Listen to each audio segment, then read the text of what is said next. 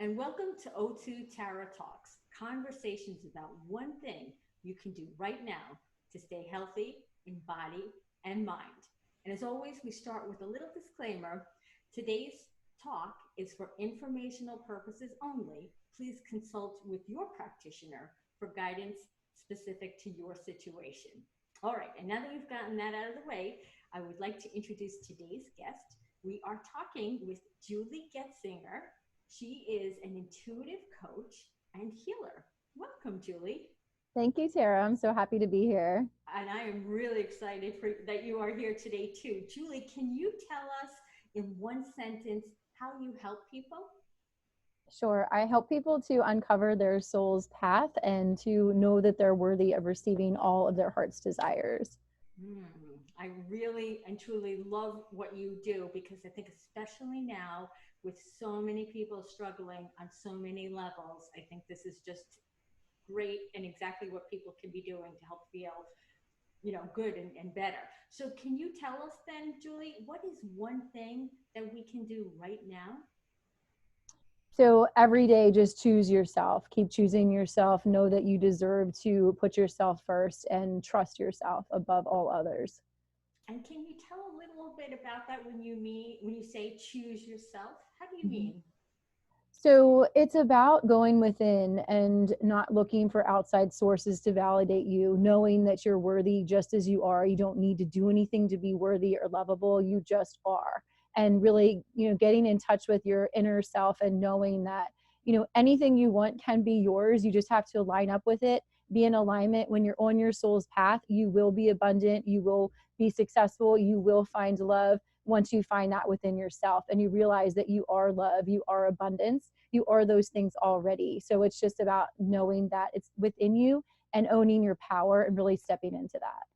Wow, so it's really like the ultimate in acceptance, like really acceptance of oneself. And so when you can do that, it sort of gives you what takes you to where you want to be, kind of thing. Right. Anything you want. Like there's nothing you can't have, if it's for your greatest and highest good, and the universe will help you every time, and you open up to that divine guidance, divine assistance, and they're right there happy to help you. They speak to you through your intuition, and you just have to listen and then take the inspired action steps towards your goals. Mm. So a lot of trust in there too, then learning to really trust yourself as well. Some really powerful things. So can you tell me then what is would be what is one roadblock that we might have that would really prevent us from being able to kind of choose you and accept you and embrace you. Yeah, so one roadblock could be people pleasing. You want everybody else to be happy, so you put them before yourself.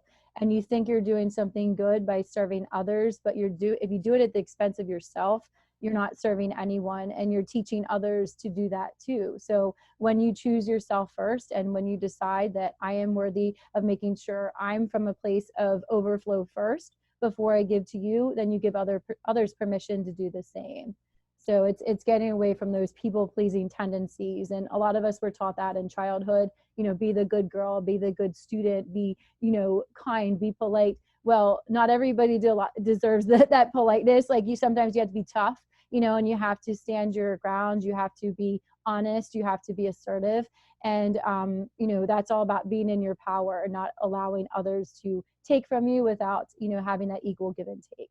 Mm, such a great thought, and it really strikes a chord with me because especially during this time when we've been homeschooling our kids just not by choice really, but by necessity, and Yeah. living 24/7, I have definitely found a shift myself where I've been making a lot of decisions with my daughter. I have an 11-year-old, with her at the forefront, where much more so than usual. I mean, she's always at the forefront of my thinking, but I always make decisions kind of with a balance of our needs.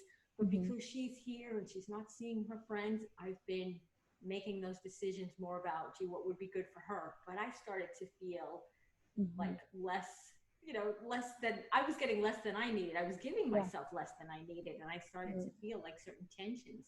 And Mm-hmm. And so funny, just the other day, I said to her, listen, we're going to walk down to the lake. I'm going to bring my paddle to go kayaking. If Yeah. you want to bring yours, you can, but I am going to go. That's Because awesome. the whole week before that had been like, hey, do you want to go kayaking? No, Mm. no. So I didn't go either, you know, and Yeah. I need that. That's my zen, really. So Right. wow. So I think your message is completely on board, and I Yeah. think we can really get into trouble where our what's the word? Our intentions are good, right? We want to help, we want to please, but if it's Right. at the expense of us, it's not good. Okay, Right. so can Yeah. you tell a little bit, like, what are some roadblocks that we might hit as we try to choose ourselves? You know, choose us.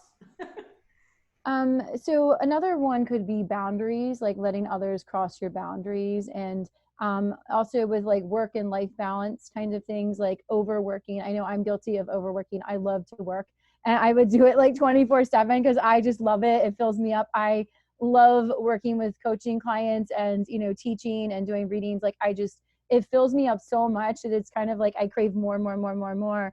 But then it's like I need a balance. So I do need to set those boundaries, and also comes back to the people pleasing. Like I want to take everybody because I'm a healer, and somebody comes to me, they have cancer. I'm like, how can I turn her away? Of course I'm going to fit her in. I'm going to squeeze her in. But then I do it at the expense of my family or the expense of myself. I don't get to meditate that day, or I don't get to exercise that day.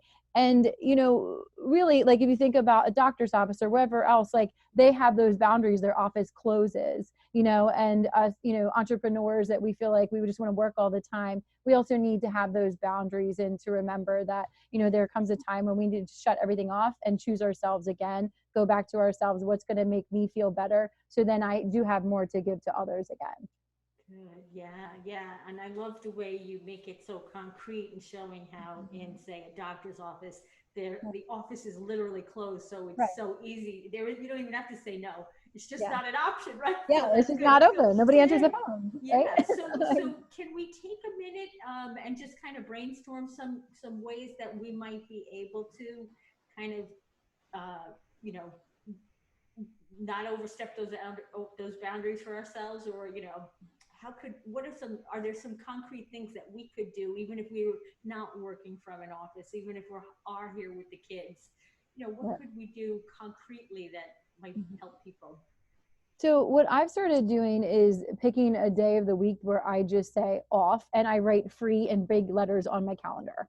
I'm like free, and I'm so tempted to fill up that day. Like somebody calls me and they want to book me, or they want a discovery call, and I'm like, "Ooh, that's a possible coaching client. That could be lots of money." And then that's my ego talking, and I'm like, that is my free day. If I book something that day, then my mind says, "Oh, then I can book someone else, and then someone else, and then someone," and then my whole day is working again, and then I get no time of reprieve, of rest.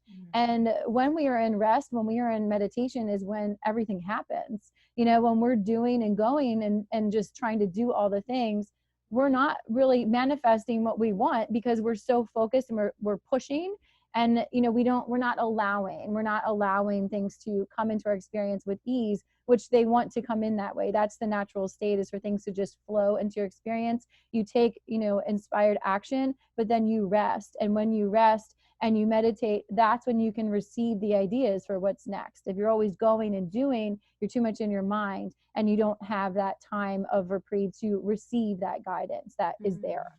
Mm-hmm. Great. I love that. So definitely set a time where it is something you don't give Yes. up, you keep it, and then you said you get the benefits of from that break. It allows you to get out of do mode and let Right. things kind of come in too. I'm actually reading a book with a mastermind group now, called Think and Grow Rich. I don't know if you've ever Oh yeah, I heard of read it. that. Yeah, yeah, that's Yeah. So yeah, it really mirrors some of the concepts that you are describing now, and I yeah, really had never thought about them too much, but I really yeah, do. I get it now. I really do. So I think you're right on by talking about just preserving that time, making that time, and then yeah. preserving that time And too. scheduling that time in, Yeah. scheduling in the free time. Because if Yeah. you don't, it'll go away. It'll get booked with something else. Definitely. And Julie, I know we talked in the beginning about if you'd be comfortable sharing this, we talked in the beginning about what setting you chose for our conversation today, Yeah. and the reason that you chose it. Oh yes.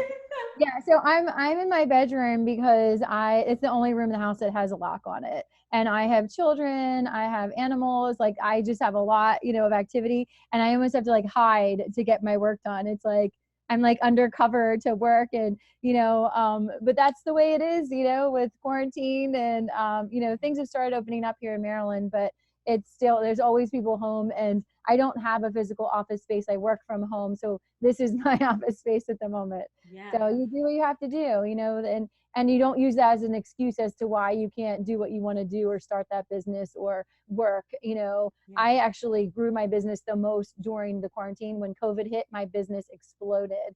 I was like, great, I don't have to go out and about, and I'm an introvert, so I kind of liked it. I was like, this is awesome. Like, I don't need to be out in the world. I'm an empath and I absorb everything. So it was a great rest for me. And then my business like shot up because I had that time to rest, contemplate, go within. And then I got all these inspired ideas. I did them, and then everything grew. It's beautiful. Yeah, I love it. And so I think the thing that I love too about you saying that you were in your bedroom because it's the only door with a lock on it. Well, like, hey, then we should think about that too. That if we don't have a space in the house, there is always the bathroom too, or whatever, right?